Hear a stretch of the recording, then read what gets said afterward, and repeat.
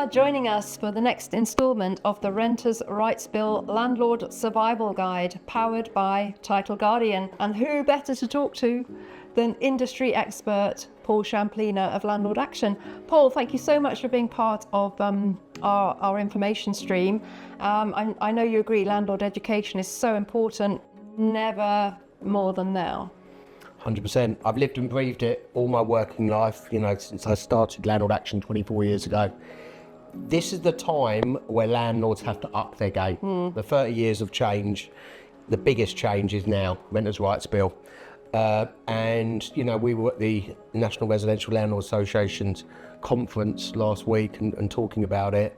It's really, the landlords now have to really look in the mirror and say, can I do this? Do I want to do this?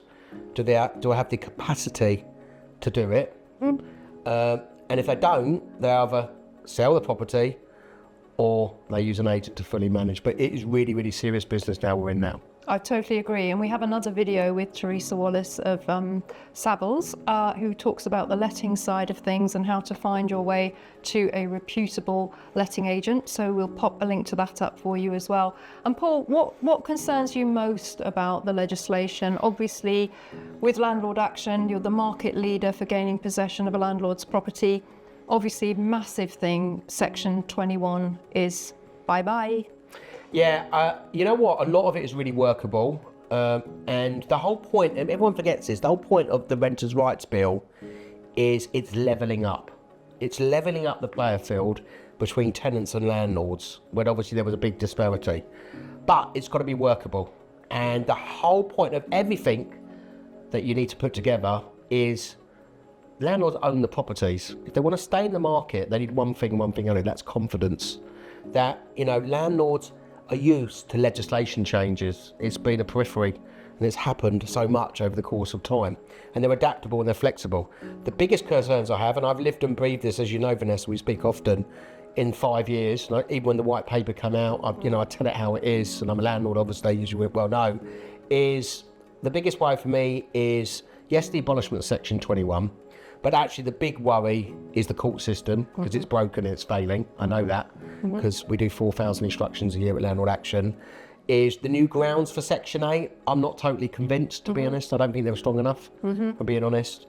Yes, we bring mediation in, but it's really the lack of court resource. I campaigned vigorously about that the courts need to be fixed before banning Section 20, and they're not going to do that. There's no way they're going to fix the courts in 6 months. They'll throw a bit of money at it. So that's my biggest worry. Periodic tenancies, I think you can work around that, and that is workable. Let's look 85% or 90% of tenants leave voluntarily anyway. It's not because you have to serve a Section 21 notice, but they're the main points. Everything else is very workable, and it makes sense.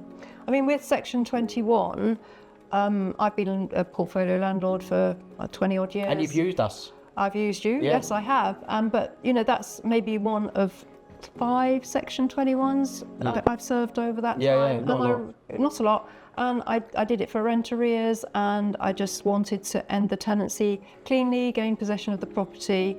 Now, you've got to have very specific grounds, you've got to have documentary evidence. I mean, talk us through a little bit more of the process of the new Section 8 possession procedure. So let me just give a bit of flavour to this. So the ban and the abolishment and the Renters' Rights Bill, part of it will come in. You can't bring it all in, it's impossible. You can't have the big bang approach, and the government would be mad to bring it in.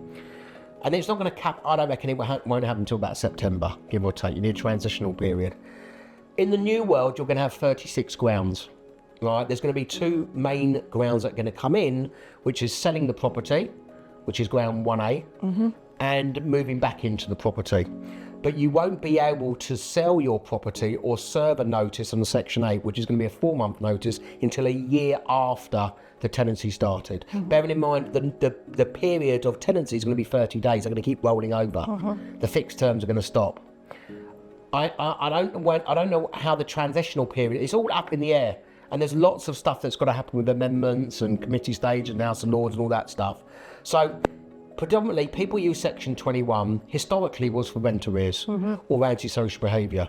Now it's because landlords are selling. All right? And the last year to 18 months, we are serving and issuing more Section 21 claims than Section 8, which has never happened in 23 or 4 years of business. Wow. So there's more Section 21 claims. And what's going to happen now, the reality, and again, I've been saying it for years, only because I know, is from now until the ban date, you'll see another level, another gear of acceleration.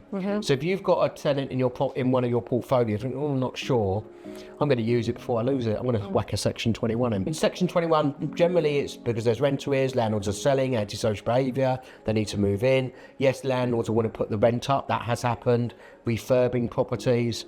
You also do get retaliation eviction. I see that more now than ever before, where landlords are being told, and you've got to think about tenants.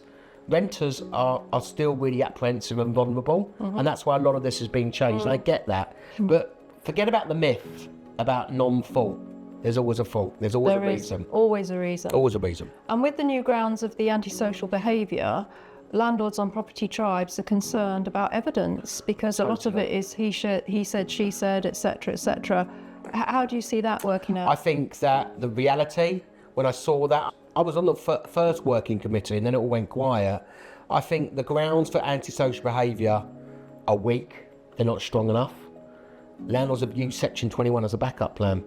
What's going to happen now? It's the same. You've got to go under ground 12, which is breach of tenancy, or ground 14, or if someone has been convicted. The reality is, and you know this as a landlord, co-tenants, especially in HMOs or neighbours, are scared and intimidated on tenants on antisocial behaviour.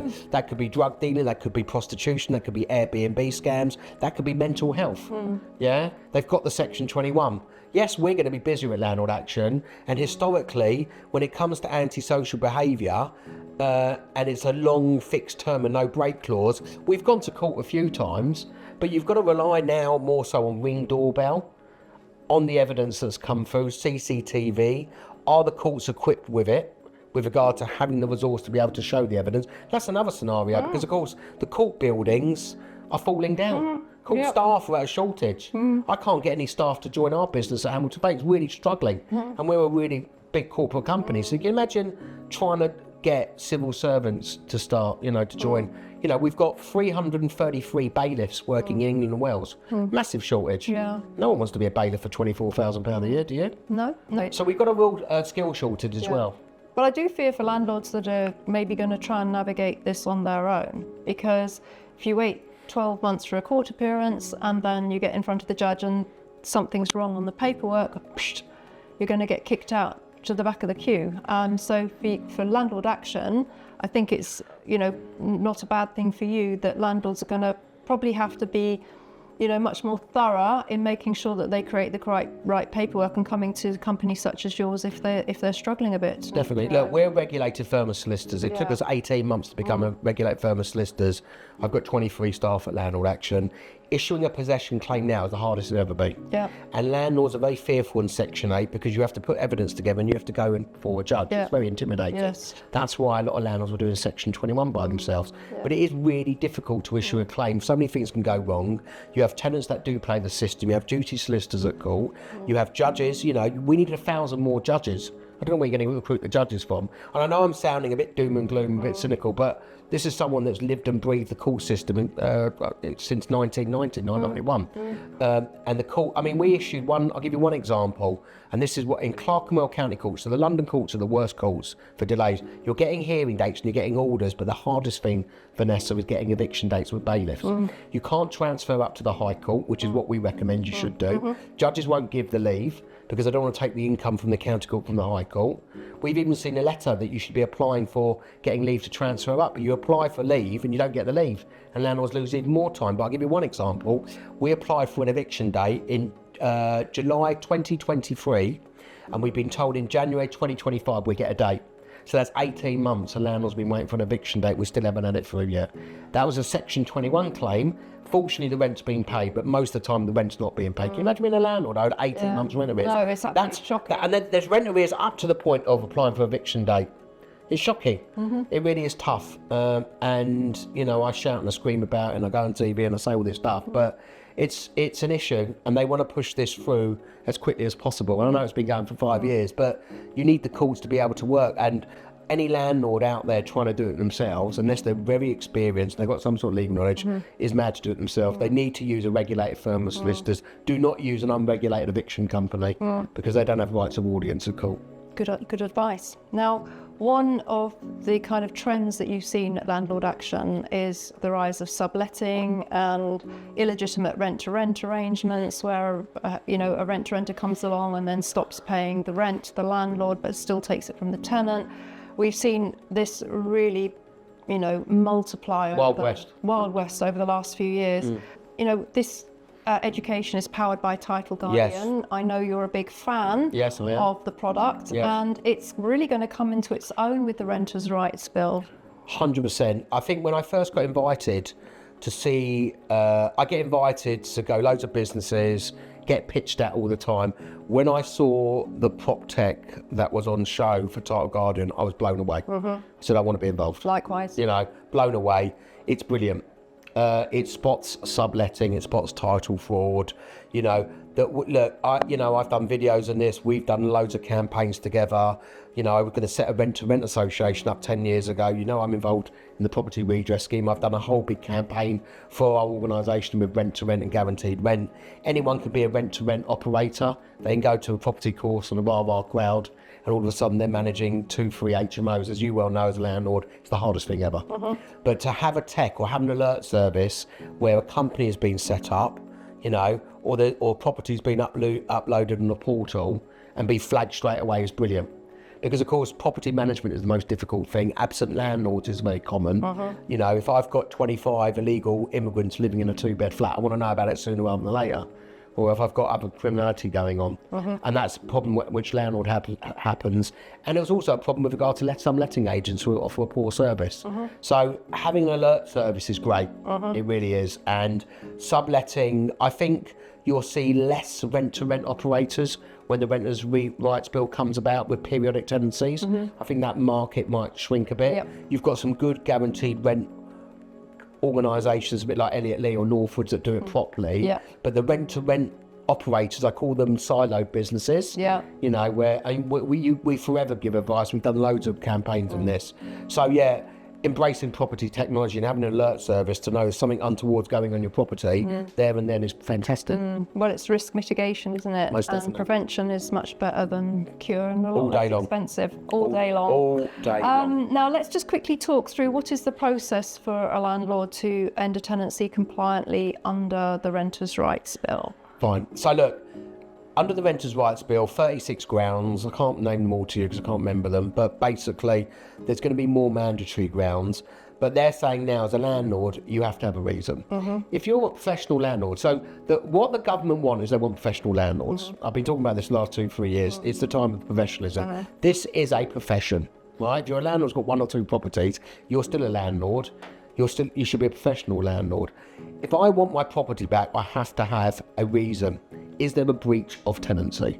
Yeah? So if I want to sell the property, I've got to wait a year. And then I've got to serve a 4-month notice. I want to move back in the property. I've got to give grounds that I'm moving back in genuinely. Landlords, You'll have to prove that. you have to prove it. The problem we've got, we can bring as much regulation in as much as possible, but we have a real lack of enforcement. Who's going to enforce it? Right? We've had this conversation many times before. You know, the most time people will be serving Section 8s will be rent arrears, okay? Because obviously you want to get a tenant out, but you want to be able to get a tenant out in a timely fashion, which is more importantly. So really it depends on the grounds. But if you're a landlord, what do you want as a landlord? Do you want a tenant that pays the rent, tenant looks after the property, and being able to have access to your property to make sure they're looking after it? They're the 3 things you want. And that's the main thing. So as a landlord long term, you shouldn't fear it. You know, you've got to be able to adapt it. So then also you have to make measures with regard to how you reference your tenant. That's all going to change. How you get guarantors, how you get rent guarantee insurance in place. How do you qualify tenants? What's that process? And you have to look at your systems. Well, we've got other videos on that topic, so we can direct people to them underneath the video. But there's a slightly longer notice period, isn't there, than current? Yeah, so but all the notice period, yeah. So if there's rent arrears, there is 4 weeks instead of 2 weeks. It's 3 months instead of 2 months. Yeah. Don't agree with it. So, you know, if you owe me rent arrears, a month and a day is 2 months rent arrears. Now 2 months and 1 day is going to be 3 months rent arrears. So there could be 3 or 4 months rent owing. You serve a notice 4 weeks. Tenant doesn't leave, you have to issue a claim. Claim could be 2-3 months before you go to court. You get a 14-day possession order. Then you apply for bailiffs, which is the big worry. The reality now is you're looking between 6 and 12 months to get your property back.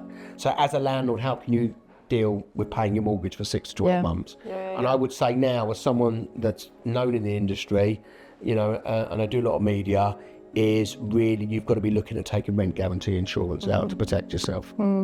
Well, with regards to sale of buy-to-let property, I don't know if you agree, Paul, but I can foresee that because of the issues you've raised about the amount of notice to give and that you can't put the properties back on the portal within a year if the sale falls through, I can see a rise in landlord-to-landlord sales. Without doubt, tenanted sales. So tenanted sales. So that's actually quite positive in my view, because the tenant gets to keep their home. Most definitely. You will see that. And as you know, I work with a company called Landlord Sales Agency. I work with a couple of companies. We act for them because we have to gain possession or whatever. I think what will happen now, and the mindset will change from landlord to landlord, because of course landlords are getting out, but other landlords are getting in, right? Obviously, landlords getting in depends what's the deal. Are they getting a big, you know, below market value deal on that, and what's the yield and all that stuff? And if you've got a good tenant, why wouldn't the new landlord want to take on that tenant? So I think tenanted sales will increase without a doubt, because other landlords will think, well, in the new world next year, I haven't got a ground to be able to get them out and time. So I might have to take a 10-15% discount but with tenant in situ.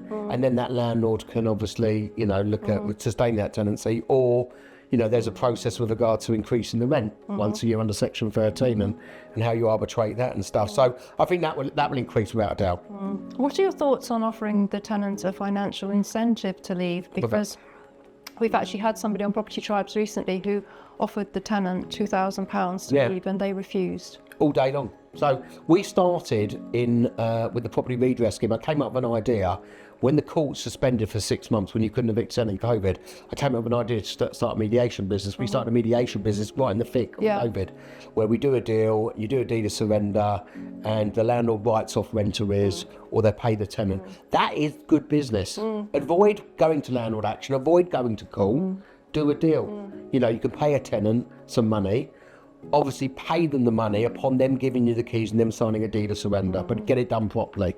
So that makes total commercial sense. You know, we do lots of mediation. Yeah, and I think we'll see a rise in that. You will do. I think in the new process, because again, in one of the government working groups I was in, I can't remember which one it was, but mediation was going to fall part of the court process. We had to show that you did mediation. But if a tenant won't mediate with you and buries their head in the sand, you can't mediate, you can't do a deal. But you're going to have to show willing that you will be able to try and mediate. So mediate at all times. But the problem you have, sometimes landlord and tenant's relationship is totally broken down. So think about a third party that can step in. Yeah, that's very good advice. So as we close this out, Paul, what tips do you have for landlords to survive the Renters' Rights Bill? So what tips? I would say I still believe buy-to-let is a good business. I believe it's now a profession, like I said. I believe landlords have got to look at themselves in the mirror. We know landlords like to moan, right? You know, I've said it plenty of times before, because they talk about times are different. We're now in a new era. We are. Renters expect more. If a renter is paying 30 to 35% of their wages towards rent, they deserve a good service. If you as a landlord are working full-time, which most probably about 60-70% of landlords work full-time, you need to get a managing agent, You know, you don't need to sell your property because you're getting more rent than ever before. You're getting more tenants looking for the property. Your void periods are much lower. It's still a good industry because we're in a rental stock crisis and supply and demand crisis, which favours a landlord. So I would say for a landlord, you need to business review, look at your stock, work out where you're at, do you have an exit strategy, and make sure that you have really good, proven people in your power team to be able to advise you. Really important. But I would say Renters' Rights Bill, don't panic, be calm, watch and wait. That's all I can say. Well, that's awesome. Well, thank you so much for your Pleasure. contribution, Paul. And as we're speaking in mid-November, it's not all set in stone yet. It's still going through Parliament, and this is why we've got our associated ebook, also titled Renters' Rights Bill Landlord Survival Guide, and we'll be able to update the ebook as the legislation comes, is firmed up, so to speak. So it's not all set in stone. There might be a few minor changes, not very much though. So we do invite you to download the ebook. You'll find the link below this video. And all that remains is to say thank you very much to Paul. Pleasure. And the last thing I'll say, Vanessa, property education is free. Go onto websites like Property Tribes, Landlord Zone, speak to hear experts speak, go on webinars, go on podcasts. You'll get more from that than paying a big fortune fee on going on a get rich quick course. No, quite. And the NRLA. And the NRLA, the best value, 85 quid a year, total no-brainer. Yep. And I'm sure you'd like to join me in thanking Title Guardian for powering this educational series. Without a doubt. We're really, really happy to be involved in Title Guardian and the innovation they bring in the prop tech part of this industry. Awesome. Thank you, Paul. Thank you.